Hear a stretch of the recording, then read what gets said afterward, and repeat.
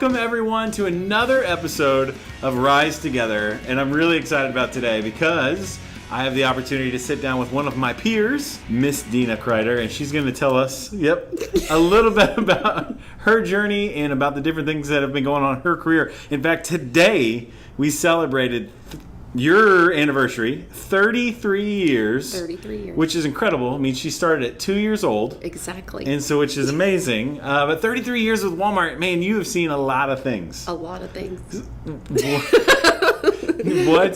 What? Give us some. Give us one of the, give us something crazy. Super glue the toilet? That was a crazy. Yeah, let's not talk about that one. Okay, let's not talk about that one. Super glued the toilet? Mm-hmm. As a person? The person, super. Okay, I do want to hear about that now. Tell me it was it an associate? No, it was customer. Well, that's maybe worse. Yes. Okay. We had just converted a store from Division I to a super center. Okay. It was within the first few weeks of being open as a super center. I was an assistant and got the call. Someone was in the restroom and had been super glued to the toilet.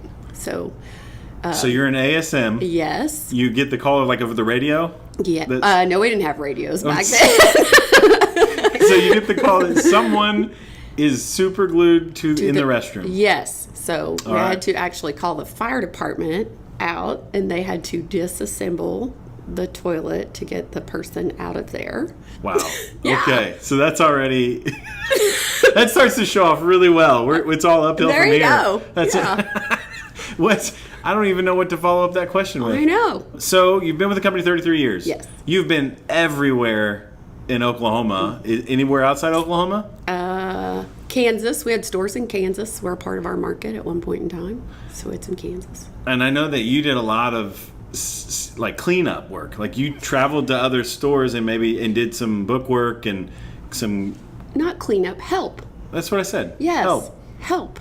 Yeah. I mean, just periodically, if somebody was struggling in an area that I had done in the past, then I would go and just kind of help them maybe get reorganized, or just to say, hey, let's put you more on a routine that may help you in time management. If somebody was just really behind because of a situation, then we just go in and kind of help them out. I think that's incredible. Yep, good times. And so one of my favorite things, one of the things I really want to hear about is a Sam story. You have a Mr. Sam story. I do have a Mr. From when you were in training. You were 5. And move up a few years. Well, that's what I was thinking. A couple years in. Yeah. So you were 5 years old, and you were at ASM training. Is that what it was? We had already been ASMs. It was just training. They were additional training they were having for us that they brought us in to the home office. So set us up. You were in Bentonville. Okay. So yes, Bentonville at home office at training. We'd pass Mr. Sam in the hallways at points in times. He was always just cruising around there saying hi to everybody. But we were in class, and so he came into the classroom, so he just wanted to come in and say hi and see how we were doing. Classrooms there, they were like classroom desks, like you slide in and have the little desk, and it had the teacher desk up at the front. Sure. There were the smaller desk in front, so he's propped his foot up on the desk. He's pulling up his socks, and he was like, hey, I just want to kind of talk about something that we're talking about, and just want to get y'all's opinion, what you think. And so he said, we're talking about doing these stores. They would be really big stores, much bigger than anything that we have now, probably twice the size. He said, we want to put some other shops inside of those stores. So it really just be about one-stop shopping. You come to Walmart, you can get anything that you need. So the big kind of debate right now that we're looking at is, do we have one entrance or two? So what do you guys think? Just tell me your opinion, what you think. Should we have one entrance or two? So we were kind of big stores have big parking lots. And he was like, yeah, really big parking lots. And so the consensus from everyone was that big parking lot, then, you'd have people coming in from all over. So you wouldn't want to funnel them all into one spot. So we thought 2 entrances were the best. And he goes, yep, that's what I keep telling him. I think 2 entrances are the best way to go too. And so I just wanted y'all's opinion to see what you think about that. And that was actually the concept of the super center. So those little shops up the front, when they very first opened, were a cleaners. So you could drop your dry cleaning off. That was a shop that you had up at the very front initially. So they've changed. They've evolved a lot from what they were when we originally started. But it was people talk a lot about where we are today and, well, if Mr. Sam knew, and he knew. I mean, it was already in the works and going way before any of us ever knew about it. He knew what he wanted, and he wanted convenience for every customer who came into the building. What a great word. That's what he was looking for. What a great word. Talking about, because we hear that a lot right now of going, if he only knew about OGP, online grocery pickup, or about this or that. That was the coolest thing ever. Exactly. He was the innovator. He was coming up with ideas, and we got to hear that even this year at some of the meetings from his family. You can read about that in his books. You can read about or hear that from other people that had stories, and so it's so good to hear that. I just when he told me the story the first time, I can just envision him coming in, sitting like on a desk, yes, and throwing had the paperwork out. He had his all dressed up really nice with the hat. He had the hat on. But when he pulled the socks up, that was when it was like, oh, okay, he's pretty casual. And I could also see him pulling it off the desk and walking out the door going, this is what I told you. My people say. My people said we need 2 entrances. Oh, I think that's amazing. Yeah, absolutely amazing. So I started as a cashier, hired part-time. That was my first job. At 16, getting a job, your parents saying, hey, you got to pay for car insurance and gas, and so that was my first job. 16, started as a cashier, pretty much did all things on the front end, service desk, the CSM. I went back pretty much from the front end to the back end of the stores. A markdown clerk, the UPC office, that's what they were called back then, was a scanner. So you just scanned prices. That's what we just went out with the little unit and scanned prices in the store.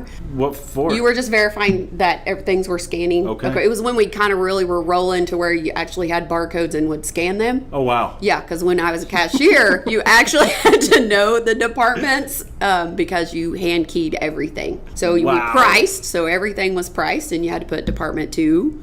$2.27 enter when you rang things up at the register. I think I've seen that. And then you pull the big handle. Yeah, no. No? Okay. No, we did have a little button you could push total. Yeah.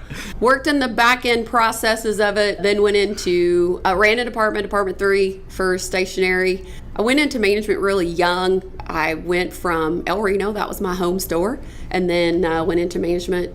Got transferred from El Reno to Tulsa. That's how I got here. Was an assistant at 576, 992, the old stores, Division 1 stores. So for those of you around Tulsa, yes, 576, 992. 992. And then I went to 576. When I came out of management, went into accounting.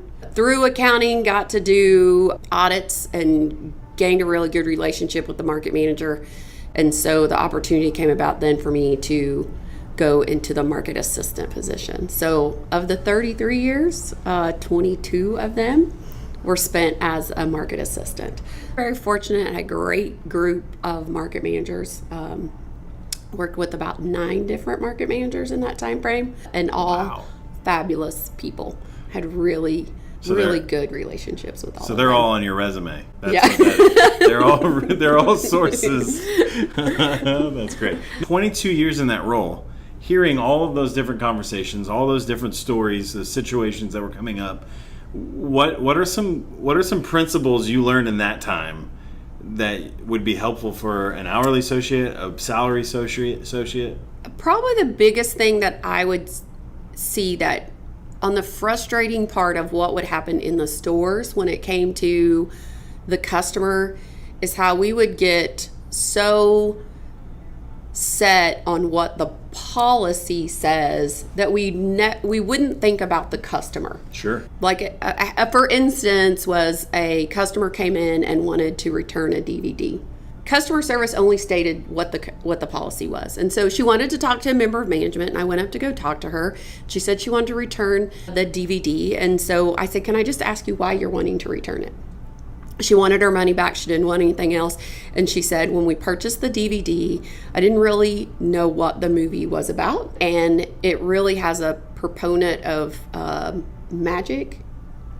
And that was something that was against their beliefs. And they didn't want their children to watch that. And so it's not a movie they would keep. It was not something. And so she was just asking to get her money back. And so I gave her $15 back. And for $15, I just felt like that was the right thing to do for the customer.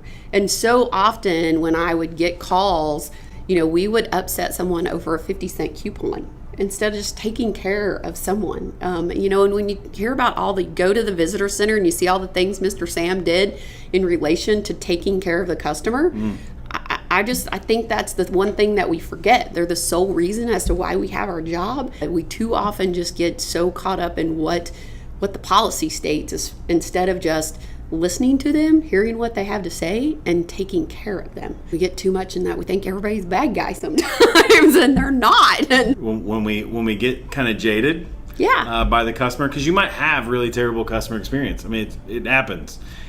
But then we start treating the next several customers like that customer. Yeah, I've had people say, well, I had one person and I saw them 4 times in one day. And I said, okay, but how many other people did you service and did you treat the way you treated the one person who was taking advantage of you? That's good. Service to the customer. Absolutely. It's a core pillar of ours. But one of the stories we hear about Mr. Sam is, you can see it at the museum, the tennis racket. Yes. That's caved in. And so the story goes that he's walking the store, he sees that tennis racket, and he says, "Who returned this tennis racket?" And of course, the store manager who's walking with him is like, "Oh, not me," like, freaking out. And I guess they go get the department manager. Department manager comes back. The person who accepted the return and said, "Hey, I just want to know, did you take this back?" "Yes, sir, I did. I just want to shake your hand."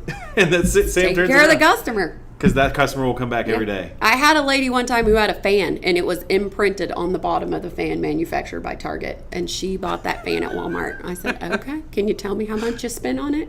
She spent like $10. I'm like, you got it. I'll take care of you. And they were like, why'd you do that? I said, that $10 was worth it for her to be a customer for the rest of our life.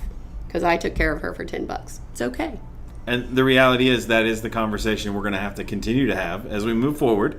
We are the biggest in the world, but there's some competitors out there that are climbing pretty quick. Yep. And at the end of the day, whoever creates the best customer experience wins tomorrow. Absolutely. And that's going to be absolutely our focus as we move forward. 100%. Can we create a better experience in the stores than you can sitting on your couch? Ordering off your phone. Of course. And I guess we want you to order off your phone. Exactly. But we want you to come get it too. So we, of course, have Walmart.com. buy some more stuff. And so, but the CEO of Walmart.com has said, we have the advantage because we not only have .com, but we also have the brick and mortar store to support it. No one else has that. Yeah. We have the supreme omni-channel right now for retail and providing that to the customer. So that's pretty exciting. Big question. I ask everyone the same question. What does the spark in the Walmart mean to you? I feel like it's who you are every day. Like, do you come in and you're the spark? It's kind of with the integrity route on us. Right. Well, and I mean, for the person who did spark it, that's really what the whole concept is about, is who are you going to be? And am I going to be the person that's going to bring people down? Or am I going to be the person who's going to be the spark? Circumstances are what you make them. Absolutely. And so spark it, be the spark for the people that are there. Light them up. Have them, a good time, that they're enlightened by hanging out with you and being with you. So good. And that's our goal. And that's our hope. So that's a great place to end. There you go. So right there we'll say, hey, the goal of all of this as we continue to have these conversations is to give you opportunity to learn something, but also to encourage you to go be the spark in your store, with your family, with our customers. And the only way we do that is if we continue to rise together. Absolutely. Yoo-hoo! Thank you so much.